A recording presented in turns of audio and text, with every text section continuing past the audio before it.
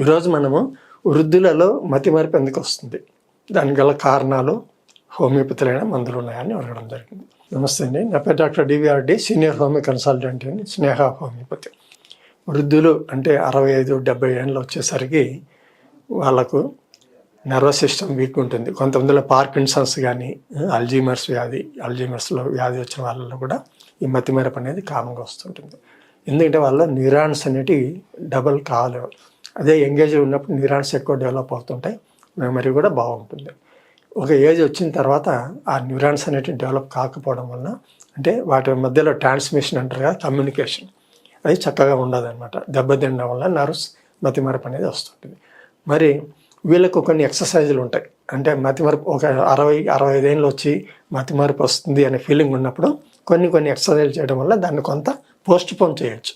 పర్మనెంట్గా ఆపలేకపోవచ్చు, కానీ పోస్ట్పోన్ చేసే అవకాశం అయితే ఉంటుంది. మంచి డైట్, ఎక్సర్సైజు, తర్వాత వాకింగ్, ముందు నుంచి వెనక్కి నడవడము, ఇట్లాంటివి చేయడం, తర్వాత రైటింగ్ చేయడము, అవి మన న్యూరాన్స్ను డెవలప్ చేసి ఎనర్జీ లెవెల్స్ పెంచడానికి ఉపయోగపడుతుంటాయి. ఇంకోటి, మానసికంగా నెగటివ్ ఫీలింగ్ రాకూడదు. నాకు మతిమరుపు వస్తుంది నేను అనుకుంటే 10 సార్లు 20 సార్లు అనుకుంటే అది ఒక నెగటివ్ ఫీడ్బ్యాక్ అవుతుంది. అట్లా కాకుండా పాజిటివ్ థింకింగ్ చేస్తూ యాక్టివ్నెస్ పెంచుకోవడం, తర్వాత మంచి డైట్ తీసుకోవడం, చక్కటి నిద్రపోవడం, టెన్షన్స్ ఏమైనా ఉంటే అన్ని పక్కకు పెట్టేసేయడం, మెడిటేషన్, యోగా ఇట్లాంటివి చేయడం వల్ల కూడా మతిమరుపు సమస్యను పోస్ట్పోన్ చేయొచ్చు.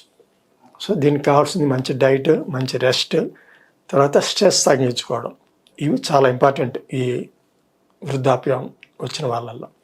ఇంకేమైనా అల్జీమర్స్, ఈ మనం చెప్పుకున్నట్లుగా పార్కిన్సన్స్ డిసీజ్ ఉంది అని డయాగ్నోసిస్ అయిన వాళ్ళు దానికి సరిపోయిన మందులు వాడుకోవడం, అవసరమైతే హోమియోపతి కూడా సపోర్ట్ తీసుకోవడం వల్ల ఇంకాస్త మెరుగుదల అనేది మనం మంచి రిజల్ట్ చూడవచ్చు. సో ఇలాంటి సమస్యతో బాధపడే వాళ్ళు ఈ నెంబర్కి కాల్ చేసి అపాయింట్మెంట్ తీసుకోండి.